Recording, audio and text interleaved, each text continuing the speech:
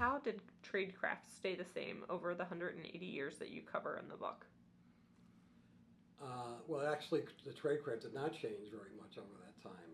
It's clandestine meetings, coded messages, using chemicals for secret inks, so-called dead drops, which are caches with information left in some remote area in a place known only to the intelligence officer and to the spy, so that no casuals or passersby will pick it up.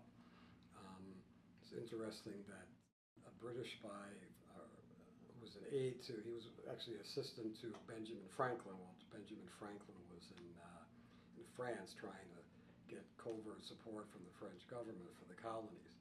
And this gentleman, Edward Bancroft, was spying for the British. Because the British were concerned about French counterintelligence, they didn't want to have any meetings there where they could be seen.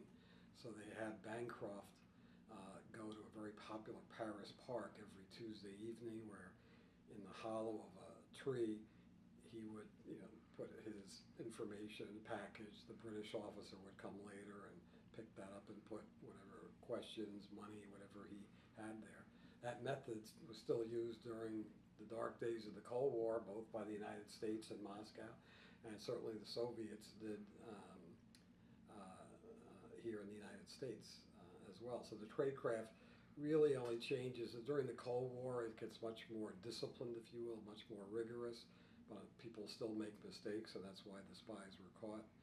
And it certainly changes even more so with the dawn of the information age and internet and computers, where communications can be done much faster and also more securely.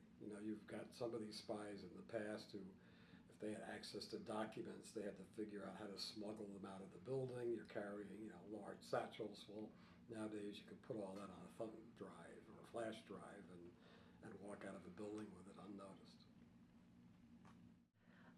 How did American counterespionage develop along with these cases? Well, in many cases it really didn't develop. Until 1939 is when the first time the United States president actually established a counterespionage authority. The problem, I believe, well, after the Revolutionary War, all the people who did counterintelligence and those who also did collected intelligence all went their separate ways and forgot about it. There were really no threats to the country. British, of course, in 1812 had that little war, but that was over with very quickly. So in the Civil War, there was no experience or no traditions, no institutions, so they had to cobble these together again, and did so. Then at the end of the Civil War, people wanted to rebuild the nation, so again, no real foreign threats at that time, no internal threats as such, so it was forgotten about again. So it's really not until World War I, when America is now thrust into a war with other nations. When you think about it, it's really the first major war that involves foreigners. For the first 150 years or so, it's Americans. It's people who work side by side in the Revolutionary War, whether they're revolutionaries or Tories. In the Civil War, whether it's Union or Confederate, but these are people who came from the same towns, work side by side, same factories, sometimes even relatives on opposite sides. So World War I is really the first time.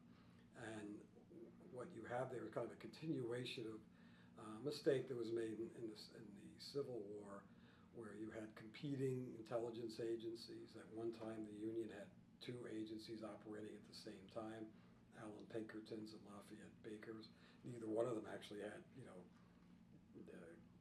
encompassing authority to do what they were doing.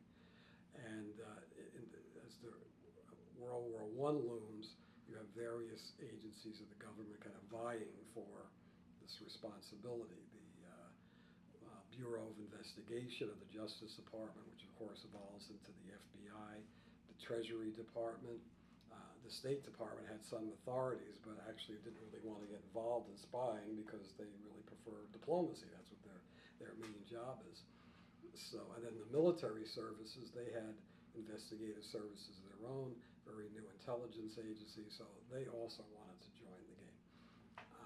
So it's really not until the threat starts, that Franklin Roosevelt sees the threat is growing from the Nazis, but also from communists and anarchists as well, that he finally gives his authority to the FBI in 1939. And once that's done, we have an institutional capability